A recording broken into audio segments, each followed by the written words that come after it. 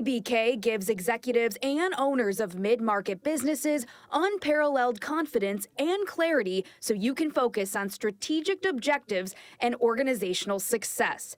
Their multidisciplinary advisors, accountants, and team members have a wealth of experience and are all available and responsive to each client to ensure the most effective advice, actions, and outcomes no matter the situation or complexity level.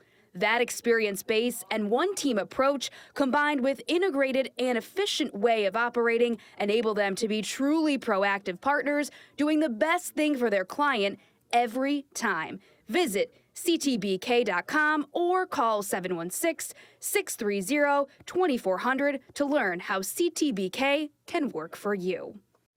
Welcome to AFC Championship Game week here on Tim Graham and Friends, brought to you by CTBK, CPAs and Business Consultants. I'm Tim Graham of The Athletic, here with Jonah Bronstein of Bronstein Sports Plus. I am already in Kansas City, as you could probably guess from my backdrop. This is the hotel room, and that lends itself to the bigness of the game. Not that I'm in the hotel room, but that I was unable to be somewhere or be home for this podcast. I had to get a decent flight. I had to leave on Friday, which is unusual. We usually leave the day before the game. And I almost needed to come home on Tuesday for the same reason. I was able to finally, a couple of seats opened up on a flight Monday that gets me home around 9 o'clock at night. But anyway, coming to you from the Kansas City Marriott Airport. And I guess now I'm probably going to have to put a block on my phone line, right? So I don't get, although I think if you're trolling, like if you, like the people that I used to encounter on Twitter, not as much anymore because, well, I'm not on as much and I'm not as engaged.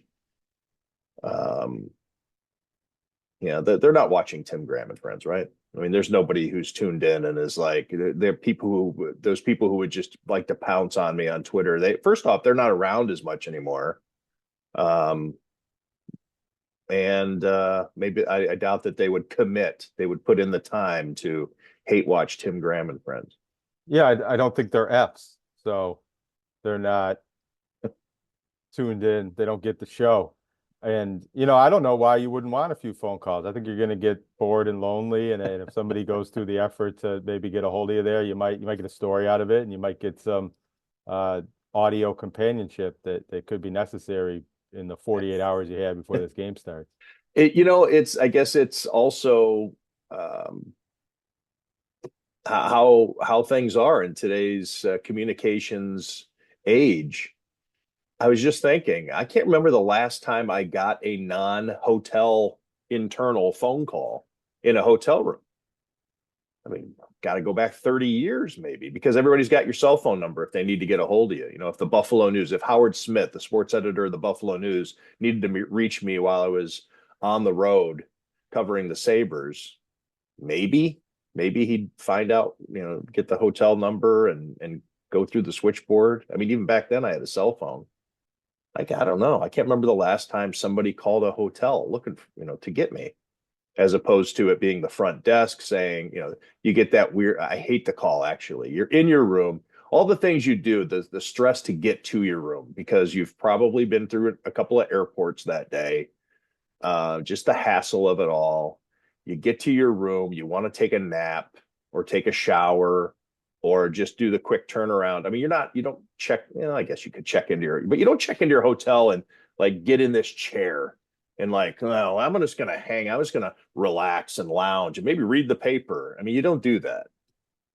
And then 10 minutes after checking in, you get the phone call from the front desk. Hello, Mr. Graham. Just wanted to make sure everything was okay. Everything you need. And it's like, just leave me alone. I'm trying to take a nap. So anyway, why do hotels have phones? You can see it over my right shoulder that I do have a phone. I think I've been in hotel rooms actually that don't even have phones. Anyway, this one has a phone. Now I'm going to have to put the block on. Hey, speaking of putting the block on, the Buffalo Sabres, wouldn't this be the perfect time to fire Kevyn Adams?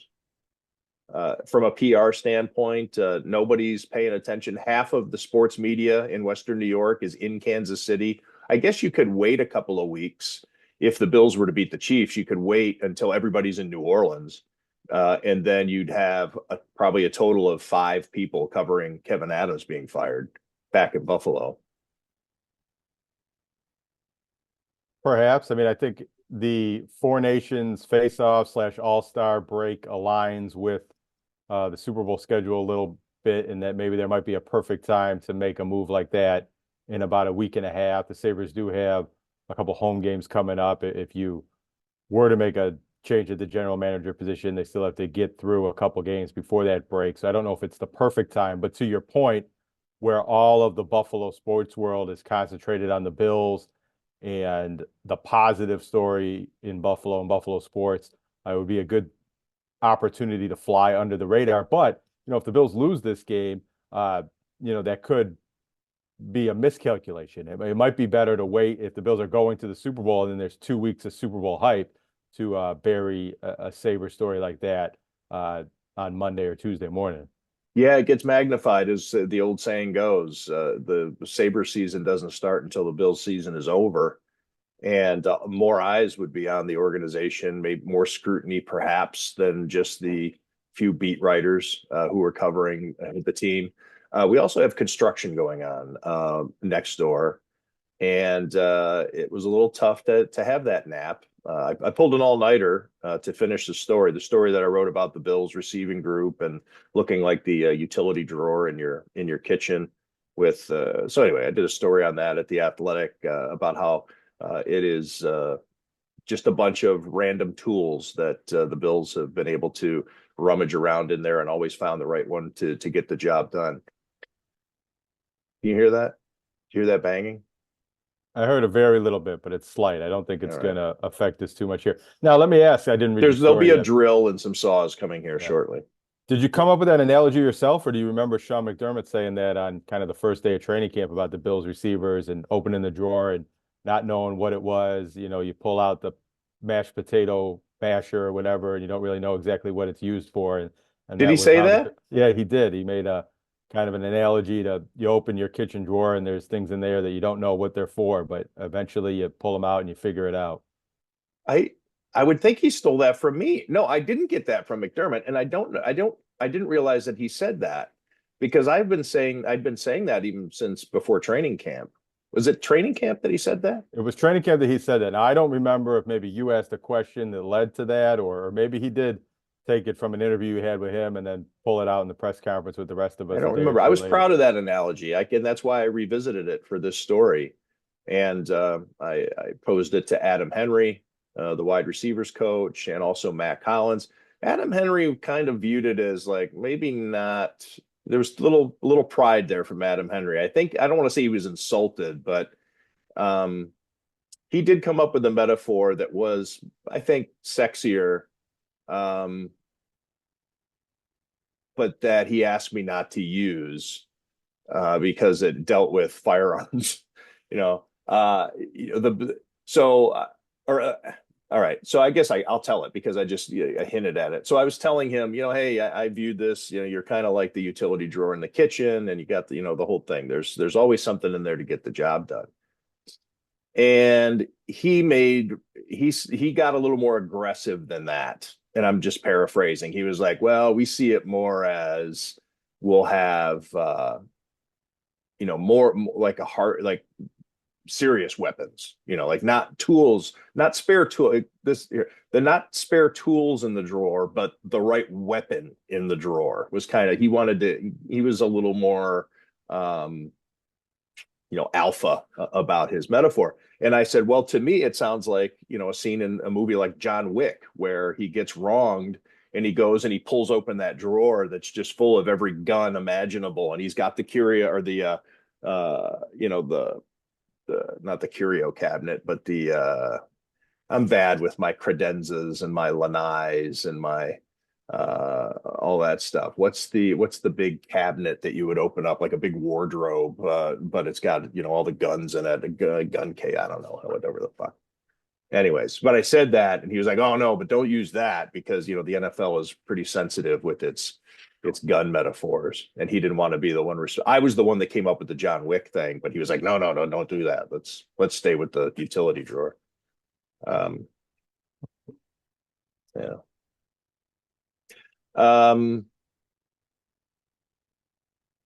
Sunday night, the Bills have a chance to get back to the Super Bowl for the first time since 1993-94 season. And Jonah, you've been covering a lot for Channel 4 regarding this, what's going on in the town, vibe stuff. You've also been out at One Bills Drive covering team stuff. Born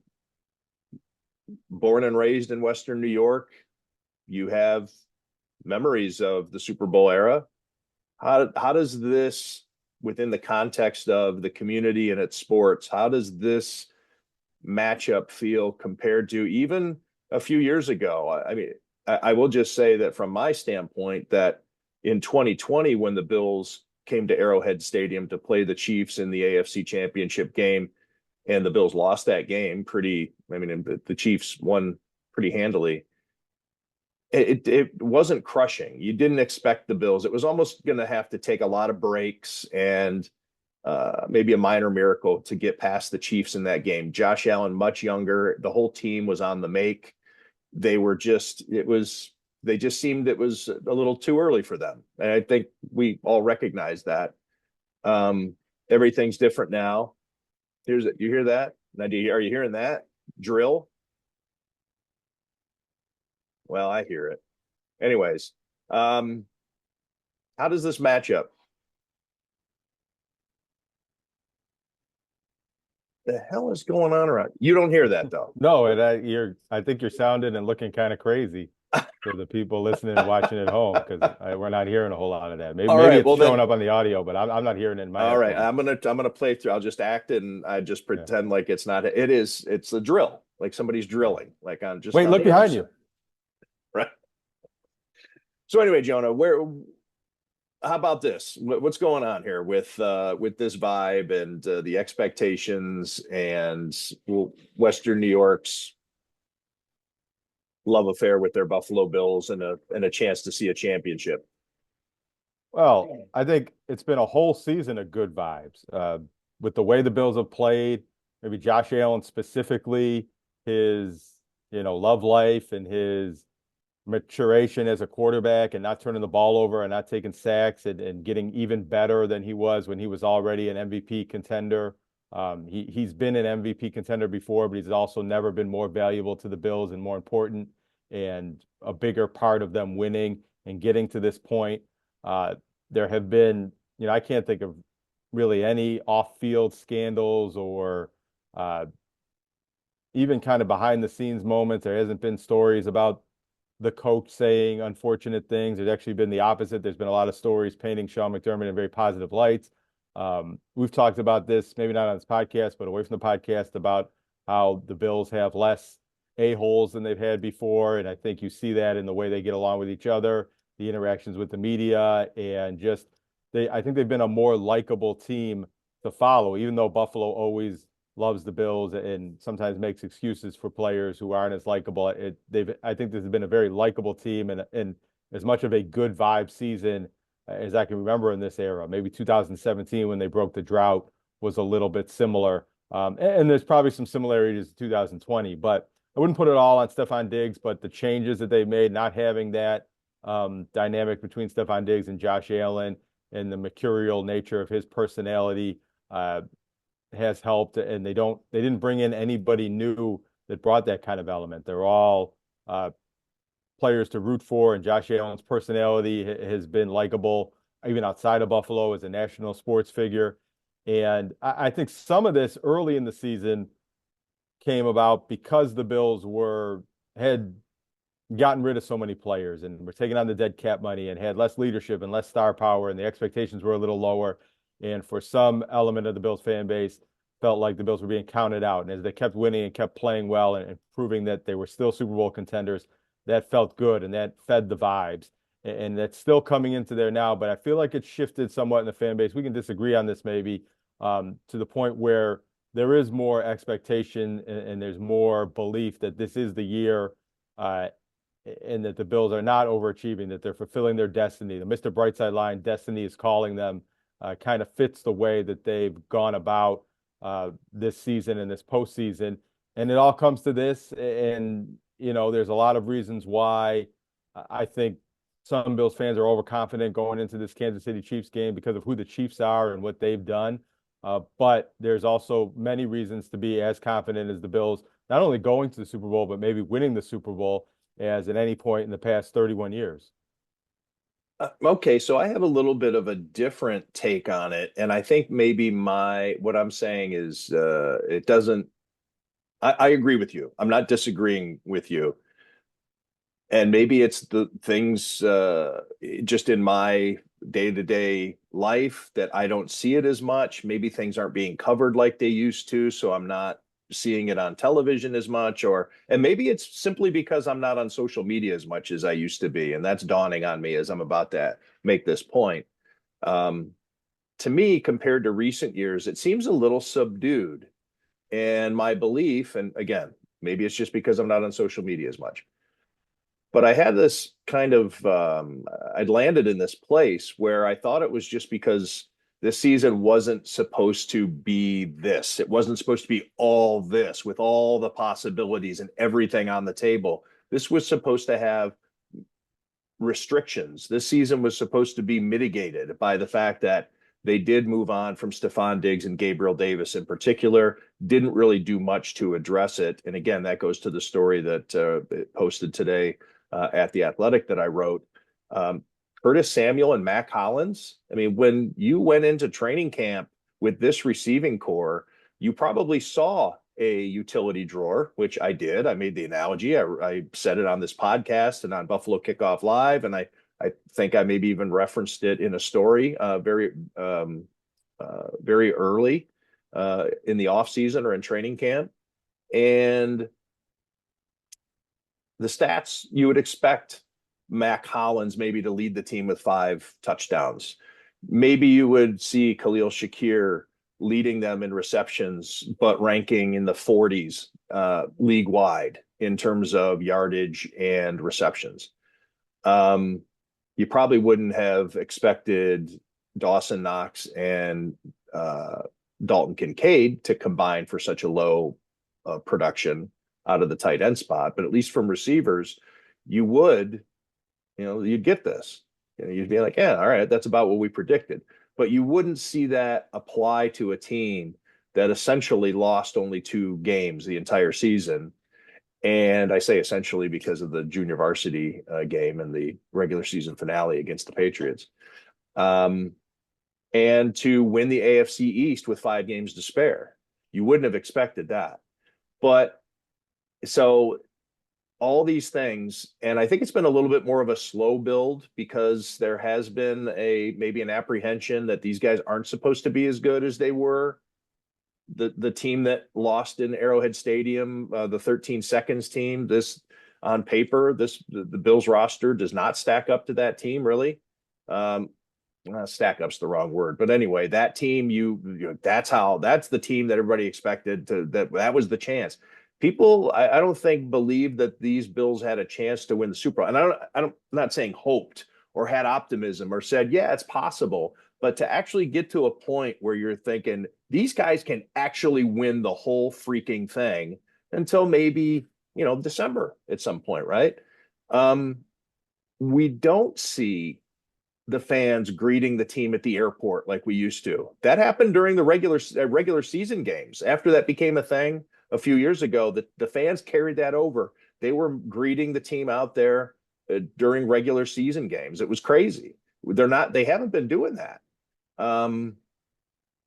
I do recall City Hall, the banners being a thing, but also being a meeting place. I mean, you'd see all those streaming pictures all over the place of people going down there to get their picture taken with the banner. And I know that there was a rally on the steps of City Hall today, and the Today Show was out there. Anyways, there's just parts of me that it feels like it hasn't been all in from this fan base, like previous seasons. Again, it's not to say that the everybody was that the people were down on the Bills, but I think that there was just this belief embedded and everybody cultivated, I guess, this, hey, this isn't supposed to be our year. And folks are picking the Jets and the Dolphins to win the AFC East, and we might have something to say about that. And some national experts were predicting that the Bills wouldn't make the playoffs even as a wild card.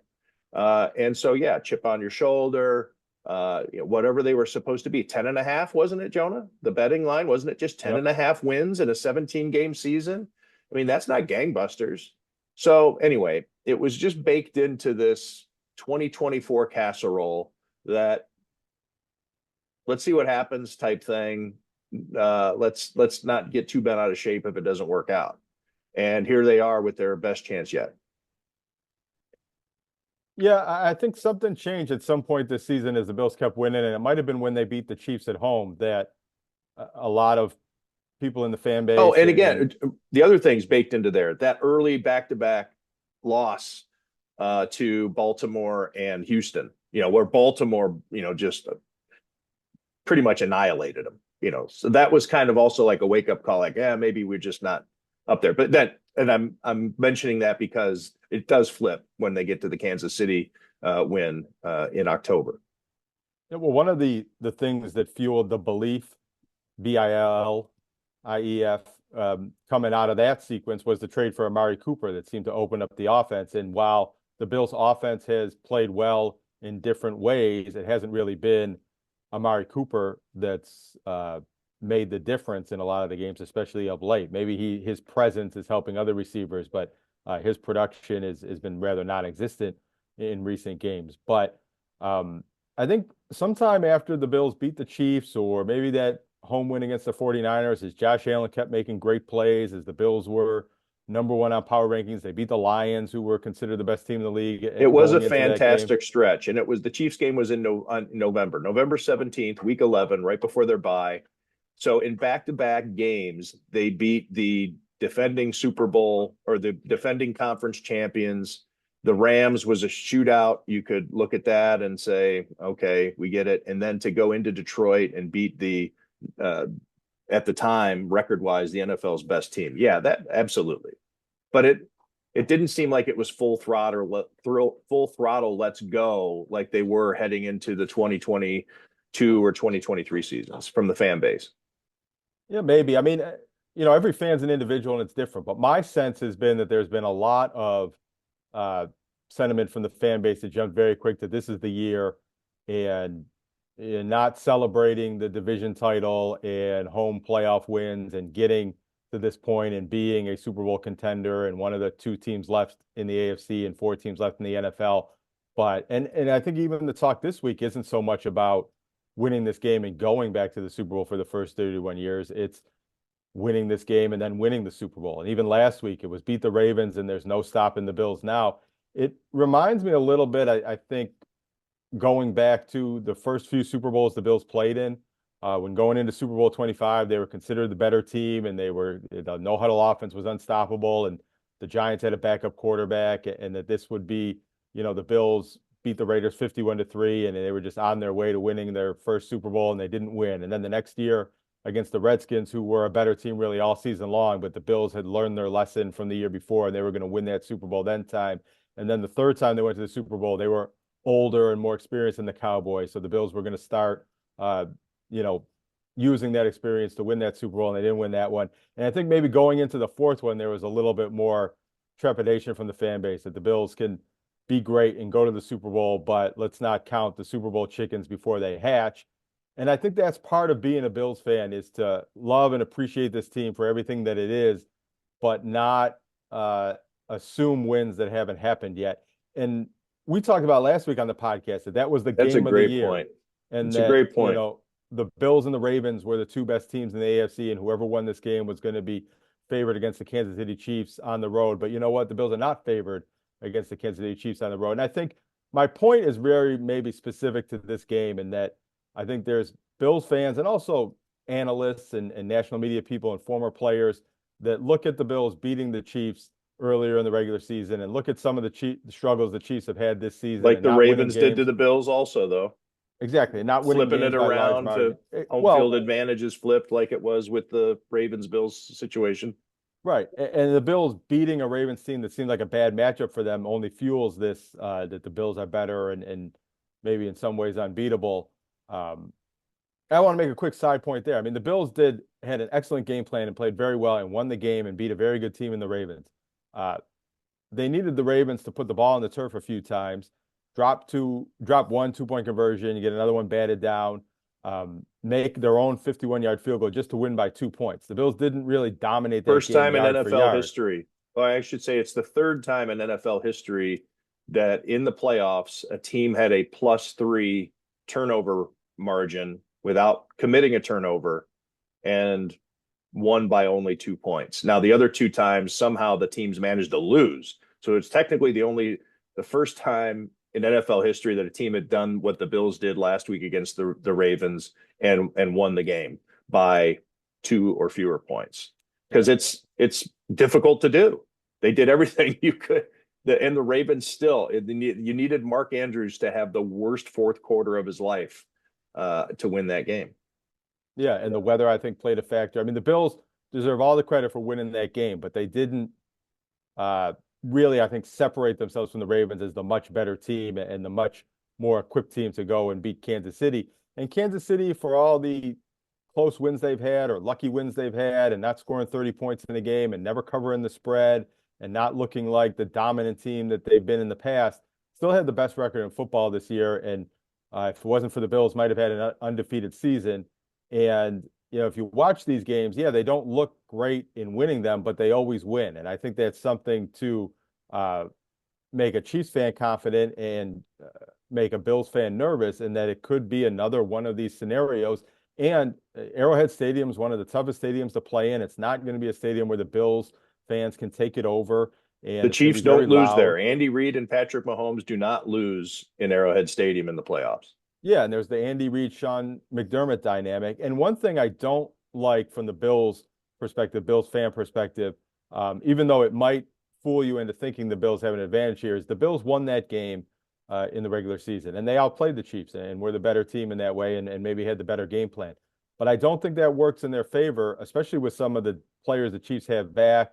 The Bills are healthier too, but the tendency now, and it's natural, is for the Bills to do what worked in that game and stick with the game plan and not make too many adjustments because they found the recipe to beating the Chiefs. The Chiefs now get to throw some new wrinkles and look at what the Bills did and look at what the Bills have been doing and figure out a different way to beat the Bills, and maybe that's part of the reason why the Chiefs have won these playoff rematches after losing the regular season game this year. And a little bit of, I do think the Bills and the team and the players and the fan base wanted a bit more. Not to say the Chiefs don't want to three-peat and go back to the Super Bowl, but the desperation factor of having never been there. These players, other than Von Miller and maybe some others, have never been to the Super Bowl. They have that in their favor. But the Chiefs have this, we lost to this team and we need to get that win back advantage that I think helps them out here, especially playing at home and being healthier and playing better of late. And not to say the Bills can't win this game, but I think a lot of the confidence that Bills fans and Bills supporters and people who are picking the Bills have is a little bit misplaced. Yeah. So you think they're a little, but anyways, you raised a great point with the Super Bowl attitude, the Super Bowl years attitude of, as it went on, the cynicism and the caution built up. And I think that applies to this generation of fans. They're going out to the airport and they're doing all these things because they didn't have the scar tissue. And maybe now they have some scar tissue because they do know that it's not in the bag, that we aren't owed a Super Bowl championship. We are not, a Lombardi is not coming to us just because it's our turn and we've paid the dues and we had to deal with Bill Belichick and Tom Brady and we had to endure the 17 years without the playoffs. Therefore, the football gods now owe us. And I think that was kind of the cavalier attitude of fans, that Josh Allen's a god and we have this team, and let's just start, building the trophy case, and let's get in on. And so maybe that's part of it too, about that. And again, I know I keep going back to the greeting the team at the airport, but that to me was the ultimate sign of kind of craziness. The fans that would make it an event, they'd bring their 12 pack or their case of beer, and they're a bunch of dudes, where people were taking their kids down there. Didn't matter if they had school the next day or not. When the Bills would get home at 1:30 in the morning, they'd be out there. And of course, channels 2, 4, and 7 would all be down there to cover it. And it was an event. I mean, it was a thing, and it carried over into regular season games. It actually happened. But this year we haven't seen it. And maybe it is a little bit of the scar tissue too. It's like, all right, and maybe scar in more than just scar tissue, wisdom, perhaps. And scar tissue maybe is the provocative metaphor to use there. Maybe it's just wisdom that this fan base, the 20 somethings, the 30 somethings who didn't go through the Super Bowl misery, the rejections at the altar, that they have now just kind of come to a point where they have that they've experienced success. It's not the drought, it's not the famine, it's not wandering around for 17 years hoping to back into a wild card spot just to get one sniff at the tournament. That okay, expectations are higher, caution's higher, wisdom is higher, all that type of stuff. And that, but again, and then that backs into the last point you made. You think yet they're maybe too optimistic about winning in Arrowhead Stadium. But maybe that's the nature of a fan. It's time to buy in. You're getting excited. You're starting to see the rallies. This team will be met at the airport, win or lose, because that's what Bills fans do, and they're going to want to show their support. And there hasn't been an opportunity to do that for the first 2 rounds, of course, because they're the home team. But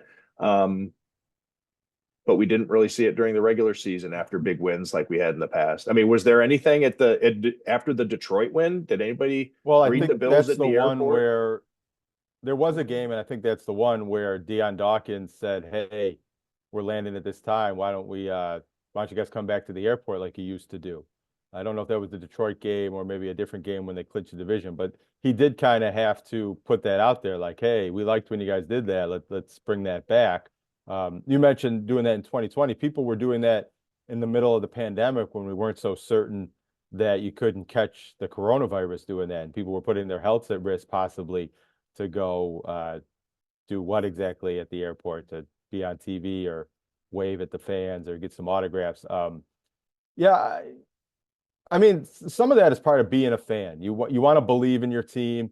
You want to believe that your passion will fuel the team, that if you root hard enough, and you saw a lot of that in the drought when the Bills weren't winning, that the Bills fans didn't give up on the team and still thought this was the year after year, and that they could somehow will the team back to the playoffs. You're not really seeing that with the Sabres fan base right now, but I feel like the Bills fans had that in them many of their years, even in their worst years, and they have it now. What I think, though, is that maybe it's not as much fun to do this, but I think you want to steel yourself against the potential of a loss when you're playing on the road. You're playing the team that has beaten you in the last 3 playoff matchups, that you haven't beaten in the playoffs yet, that is the 2-time Super Bowl champions and the best team in football, the best record in football, and the best quarterback, and maybe the best coach, and maybe at this point in time, the toughest team to beat. And that, but the nuance point I'm trying to make here is that I feel like, and maybe this is just from being in the media bubble and knowing some of the plans that the different news outlets are putting into place for next week, and assuming that there's going to be Super Bowl coverage, and Dick's Sporting Goods is already making plans to sell the AFC Championship jerseys on Sunday night and into Monday morning. They're already being printed up. That there seems to be a little bit overlooking how tall of a task it's going to be to win this game against the Chiefs just to get to the Super Bowl. And then, there's the Super Bowl that has to be played after that. And what I think is that it just seems to be this feeling of, this is the year, it has to be the year, there is no next year. And I think the big takeaway I've taken from this season with the Bills is, when this was supposed to be a reset year and they're having one of the best seasons in history. And that's something I think to be in the moment and to appreciate because of what it is and what this team has already accomplished, and also what it represents about there was a belief that the Bills Super Bowl window was closing when they made all those offseason moves, or they didn't take advantage of their opportunity in 2020 or 2021 and things like that. And what we're learning now is that that window is still wide open, or it's a new window opening. And that as long as Josh Allen is still the quarterback of this team and still in his prime and healthy, he keeps getting better. And that the Bills cap situation is a bit cleaner going forward. There's some work to do, but it's not what it was a year ago. And they have young players that are going to develop and get better. They're going to be able to re-sign a lot of their young players. They have an extra second-round draft pick coming up. They have abilities to make this roster even better in the future. And this is the start of a new window. If the Bills don't win the Super Bowl this year, they're still going to be Super Bowl contenders for many years to come. And I think that should be relieving and take some of the pressure off needing to win this game and needing to win the championship right now. And that this has to be the one before I die, as people like to say, because this team is not dead after this season. They're going to have opportunities to win that Super Bowl or play in that Super Bowl and, beat the Chiefs in other seasons, even if it doesn't happen this Sunday. Josh Allen is the window. And it was after the 2022 divisional round loss to the Cincinnati Bengals. I'm pretty sure that was the game, but I distinctly remember Ben Volen of the Boston Globe asking Sean McDermott in his post-game news conference, is the window closing? And Sean kind of scoffed, as you would expect a coach to do, out of pride, and say, no, the window's not closing. But there was a belief among the national and people didn't jump Ben Volen's shit, at that point. I think there were people who were wondering, oh, geez, how much more does Stephon Diggs have to give? And, what are they going to, the team and whoever they were losing after that season. I don't recall what the situation was, but, DeMar Hamlin's health situation and, everybody was just rattled. And can they come back from this? And here they are, their best season ever, really, when you factor in how quickly they won the division. Now, a lot of that has to do with the fact that the Jets and the Dolphins got worse. It's not that the Bills were so dominant that they won the division with 5 games to spare, all on their own merit. It was partly because nobody competed with them. But that also factors into how wide open the window is. And I wrote about it after the regular season, heading into that game against the Denver Broncos. I wrote a column about the division, and the Miami Dolphins are the most stable opponent within the AFC East for the Bills. And they had Tyreek Hill saying he doesn't want to be back. They had to put out a statement. The team did, which is never a good sign, saying that we are not going to fire our head coach and our general manager. And then here the Jets are blown up and the Patriots are hitting a reset button again. And so the Bills, they have Josh Allen, they have continuity, they have their general manager, they have their head coach. They might lose their offensive coordinator. But again, I mean, Josh Allen is this window, and I don't want to, and also Sean McDermott is too. I mean, this is he and Brandon Beane also. Let's put him in there. This is their culture. Josh Allen, of course, the most important part of that culture, but this is still all the things around that have been built up that make this sustainable year after year. Brandon Beane talks about it all the time, that while it would be wonderful to win a Super Bowl, not that he would turn it down, but the way that they approach it is not the way the Los Angeles Rams did when they went all in and just totally, said to hell with the future and whatever's going to happen down the road. We're going to go all in for the Super Bowl here, and we'll put ourselves in constraints with the salary cap, and we know we're not going to be able to keep this team together. Brandon Beane and Sean McDermott have had a different vision. Not saying it's better. Again, if you don't win a Super Bowl, is it better to be a contender every year and not win it, or to make the big splash, win it, and then struggle for a little while? This way, as Brandon Beane and his philosophy is, the Bills have a chance to win the Super Bowl every year. And they have that much faith in their coaching staff and their quarterback in particular, that and it's been proven right. Again, this was the down year. It was supposed to be the worst of probably, you'd have to go back to Josh Allen's rookie year for the lowest expectations for a Sean McDermott team. rookie Josh Allen. Well, after that after he goes his second year, they go to the AFC Championship game, or no, I'm sorry, it would have been his third year, right? Yep.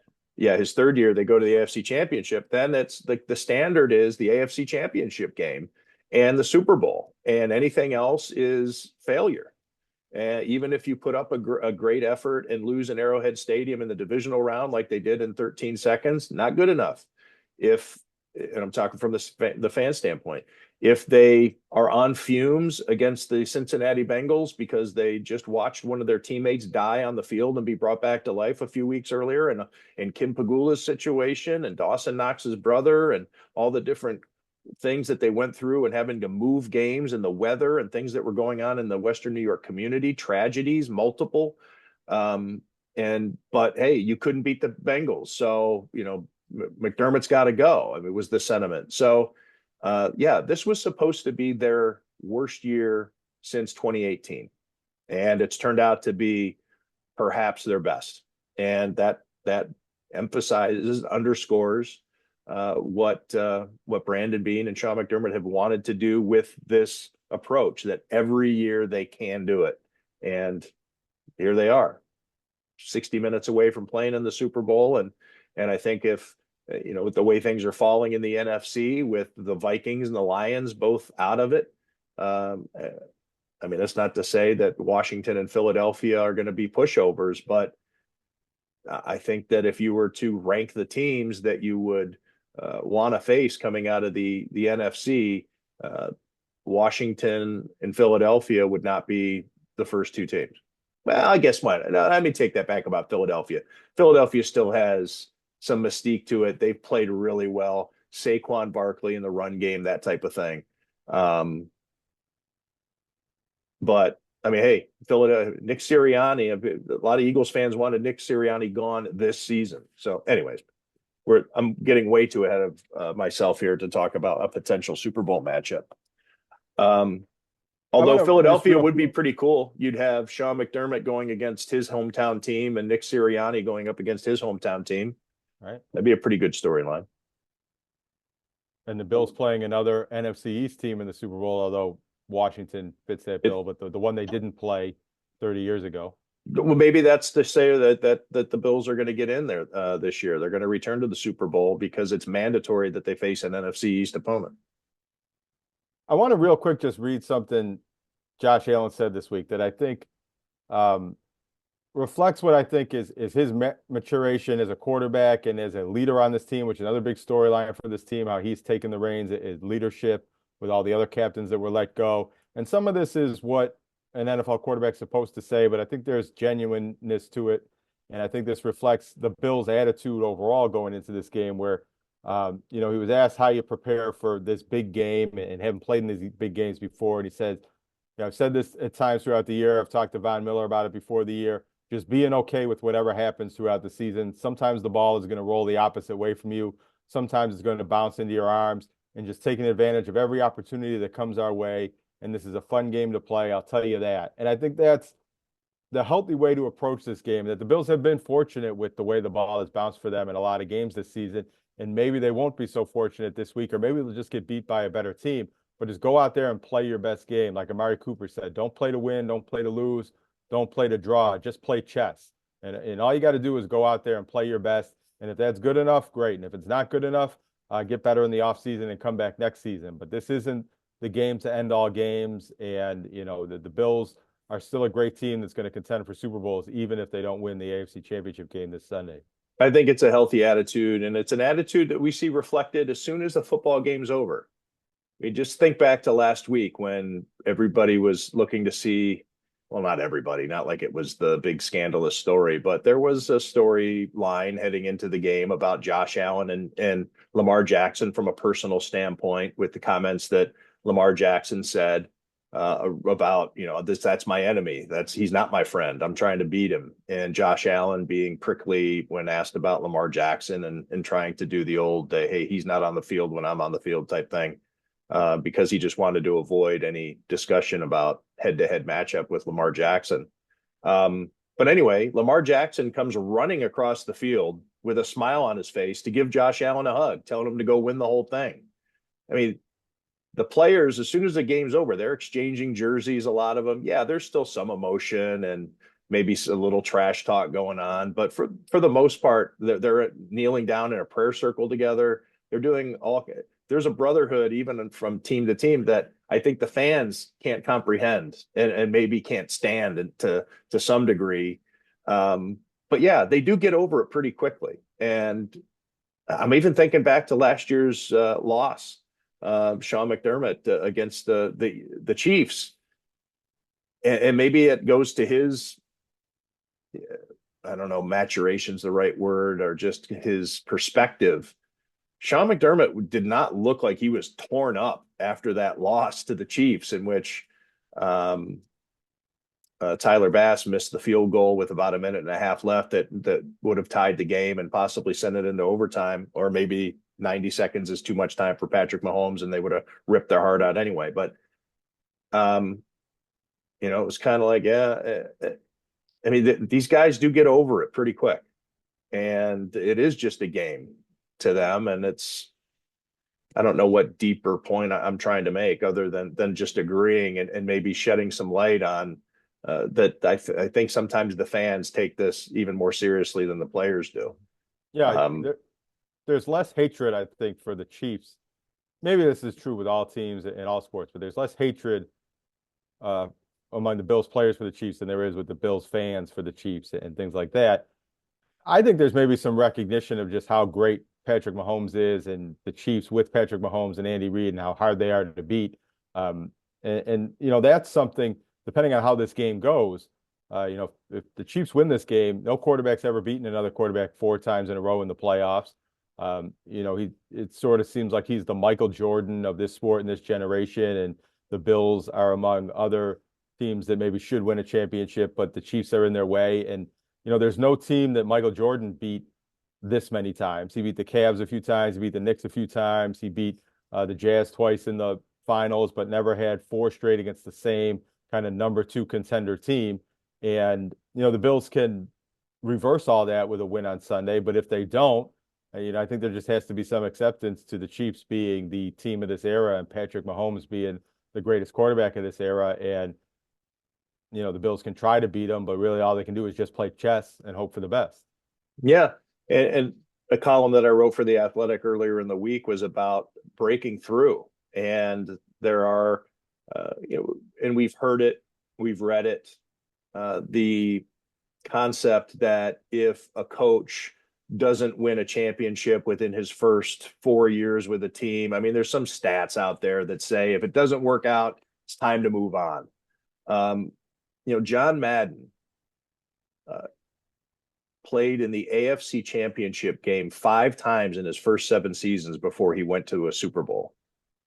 And one of the 2 seasons that he didn't reach the AFC Championship Game was the Immaculate Reception against the Pittsburgh Steelers.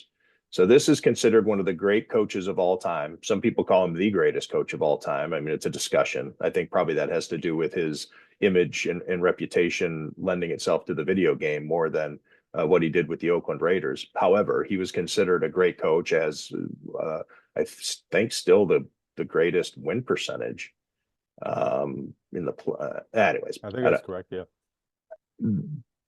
But it took several years of him banging his head against the wall before he broke through. And then when you broke through, then there it is.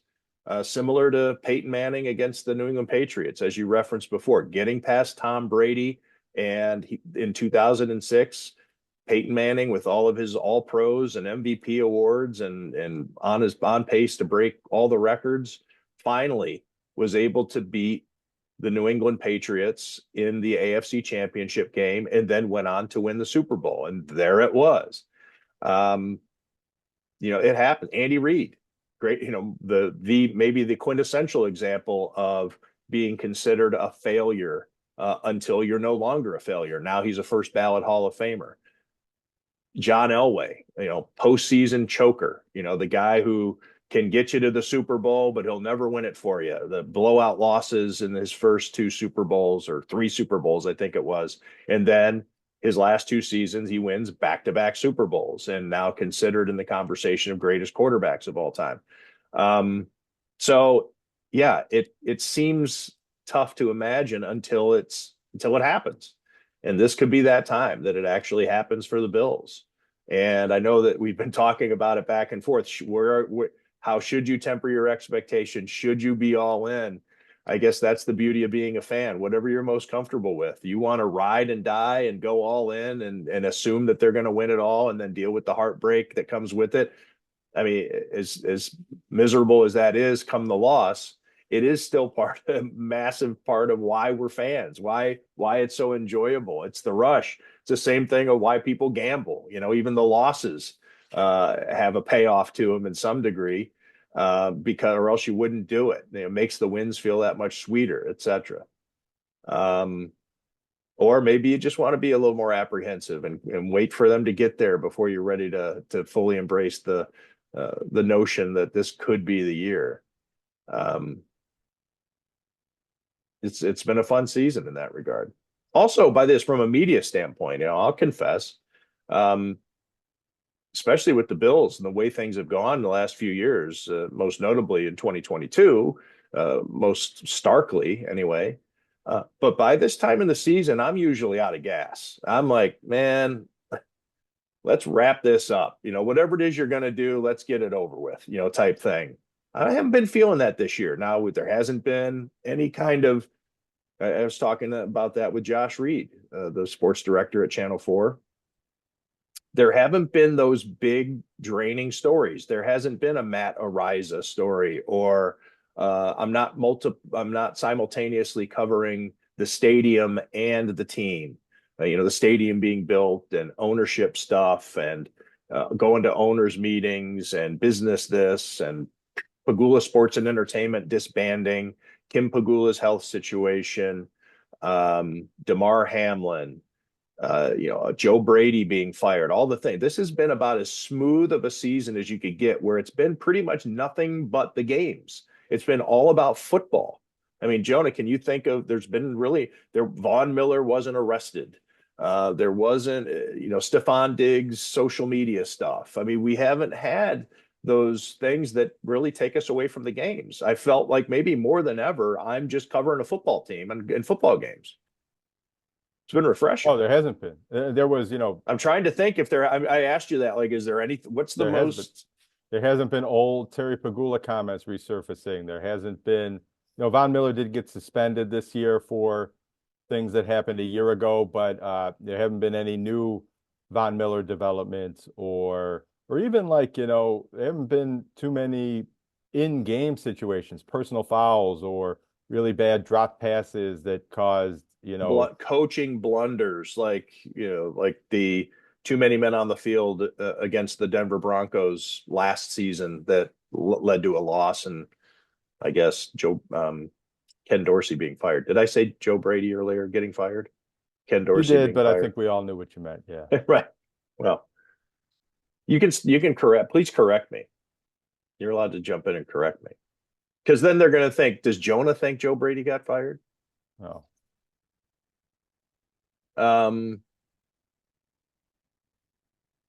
Speaking of guys getting fired, do you think it happens? I'll just ask in that term. Do you think Kevyn Adams gets fired this year, or do you think it's? I mean, we are getting closer and closer to the trade deadline, and if he were to get fired, if he doesn't get fired, I guess if he's retained through the end of the season when they want to make the change, then how do you go about letting this guy navigate your trade deadline? Or you just tell him don't do anything? Well, I think it all depends on one person and one person's mindset. And maybe you understand the way Terry Pagula thinks better than anybody. But a lot of us don't understand what he's thinking. He doesn't talk to the public. He doesn't kind of let on or even leak kind of what he's thinking or analyzing very much. And some of the people in that organization that used to leak things aren't there anymore. So it really depends. Kevyn Adams is the general manager of the Sabres because he runs the team the way Terry Pagula wants him to run the team, and Terry Pagula is hands-on and involved, and Kevyn Adams is the right person to be in that role as a surrogate of Terry Pagula.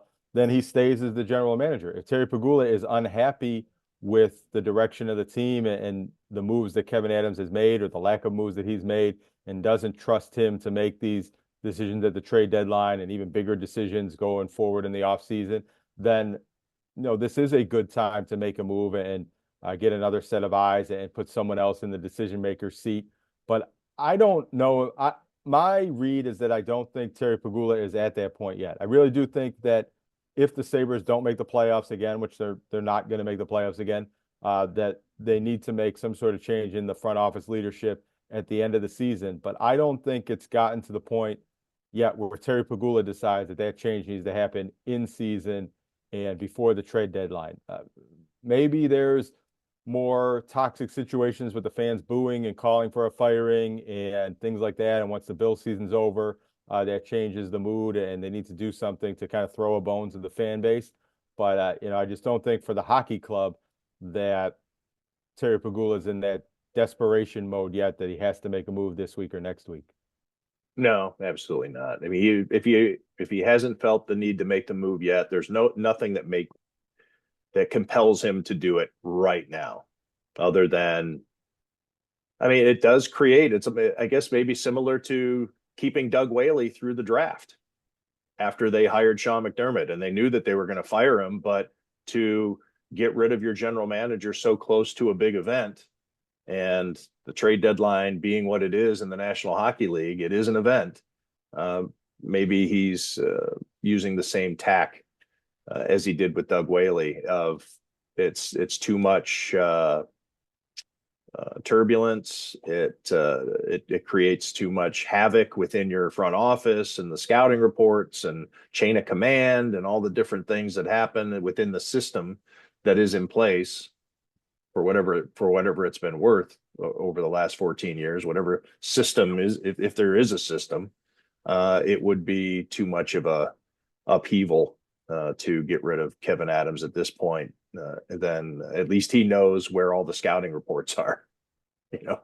He knows the names of all the scouts and I mean, Jason Karmanos, do you have him do it? I don't know. Did you have Lindy Ruff do it? He's trying to win hockey games, and then now you want Lindy. You get Lindy on working the phones to call general managers like he was calling season ticket holders. And be like, hey, Lindy, here's your phone list again. Call everybody in the Western Conference. We'll have Jason Karmanos call everybody in the Eastern Conference, and just start calling and seeing what's available and see if we can make some trades. And have Lindy, slinking down the hallway to his phone bank in his cubicle so he can do Kevin's job. Well, yeah, right. I don't think just removing Kevyn Adams from the operation changes much for the Sabres. They need a front office overhaul, and I think that's an off-season project. And it might work for the vibes and something the fans want to see if there's, we're finally fed up with all this losing and somebody has to be sacrificed for that. But I don't know. I wonder if they're too late in the season for that to make much of a difference. I think that's more of a selling season tickets and selling tickets in the off season type move to make. And I don't expect this to happen or think this is the way it should happen, but I do see a scenario where in Terry Pegula's mind, he sees, I believe Kevyn Adams has another year left on his contract. Lindy Ruff has another year left on his contract. He told the team the answer's in this room, and Terry Pegula or Kevyn Adams and Lindy Ruff were also in that room, where maybe he thinks one more year with the same leadership and the same team, and then the big franchise shakeup comes after that. Maybe he just doesn't have the appetite to start over and rebuild again, and rolls the dice again with the same leadership group and largely the same core roster of players. Discouraging if you're a Sabres fan. It's got to be. Jonah, anything to talk about regarding basketball here? I mean, St. Bonaventure's lost 4 of their last 5 games, and they're not out of it yet, but any talk of them being anywhere near the top 25. They need a Woj bomb. They need to make a trade. Well, I do think they can turn this around and make a run in the A10, and they got a big game tonight against VCU, who's the team they beat in their A10 opener that it didn't start the hype, but fueled a lot of the hype earlier in the season. And then Dayton at home next Tuesday. These are 2 of the biggest games on their schedule. They're not going to be an NCAA at-large team anymore. They still could make a run to potentially winning the Atlantic 10 tournament and making the NCAA tournament that way. I still think they're one of the more competitive teams in the A10 if they get healthy and playing better.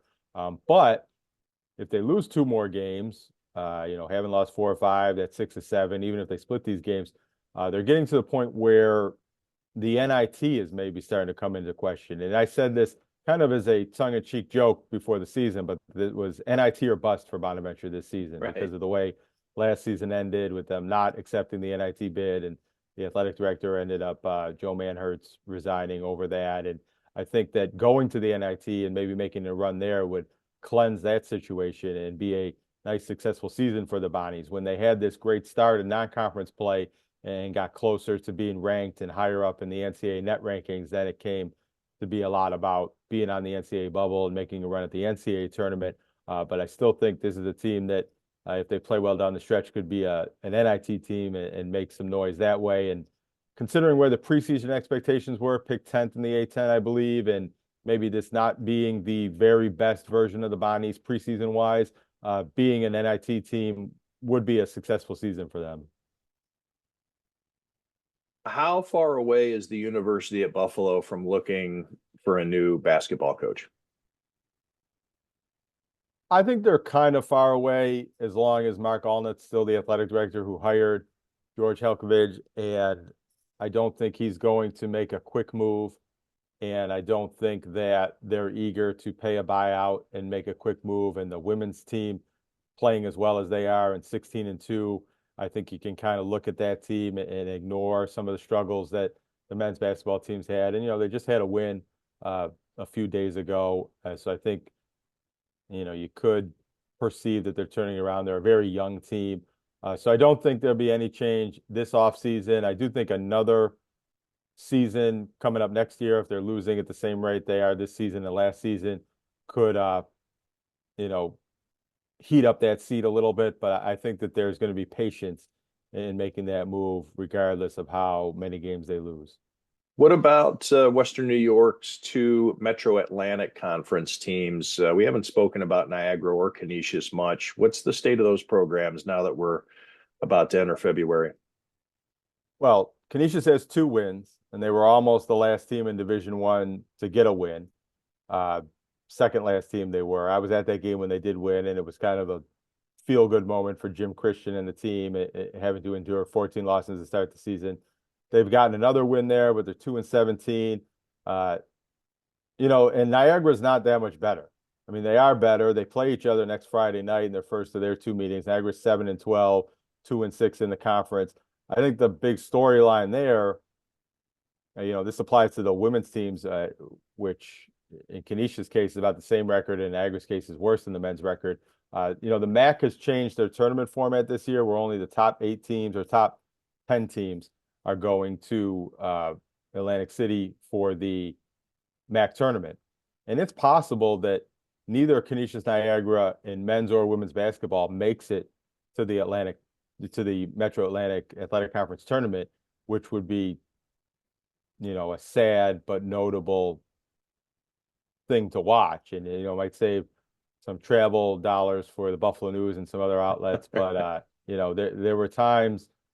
It's kind of rare that both Niagara and Canisius are competitive in the same year, and both men's and women's and things like that. But usually one of them is pretty good, and usually there's reasons to go and pay attention to all 4 teams. And if none of them are there, that is going to be kind of notable that they play both of those tournaments without either of the Western New York schools. Now, it still could. I think the Niagara men could still get in that top 10 and make it, but the other ones are really struggling. Anything else you want to? Well, if we're talking about basketball, we should mention empty your notebook. Damon men are still undefeated and number 2 in the country and playing as well as ever, beating most teams that they play by double-digit points, and on their way to. They're going to make the Division II tournament and have a chance to be a number 1 seed in the East region and host NCAA tournament home games if they can keep it together and keep winning. How about UB women? UB women 16-2, having an excellent season. Little bit in the way that I described the Bills there, where they're having an excellent season. They're 16-2. The 2 losses have come against the 2 teams that were picked ahead of them in the MAC preseason poll and in the standings and going into the tournament. So their chances of winning the MAC and going to the NCAA tournament still hinge on beating teams that they haven't really proven they can beat yet.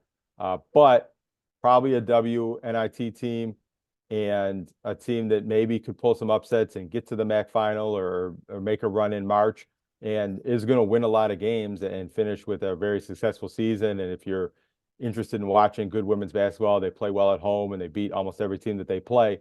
But losing to Kent State, losing to Ball State by a pretty big number in that Ball State game, there's still maybe a ceiling as to how high they can get in their conference tournament and their conference play. All right.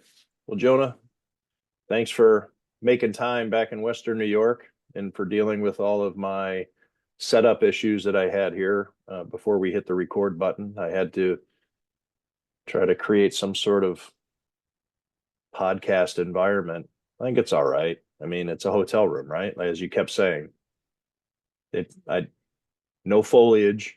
Again, whether I'm in Graham Central Station back home or on the road, you always get me on the shrubbery department.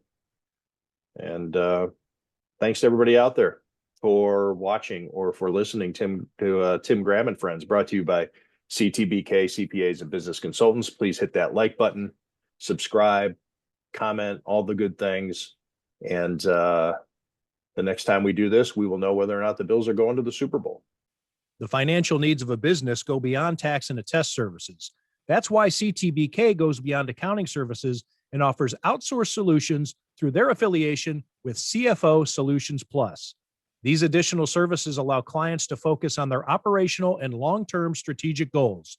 Trust CTBK's outsourced solutions to provide cost-effective, value-added financial services tailored to your company's needs. Call CTBK at 716-630-2400. Again, 716-630-2400. Or go to ctbk.com to learn more about CTBK's outsourced solutions.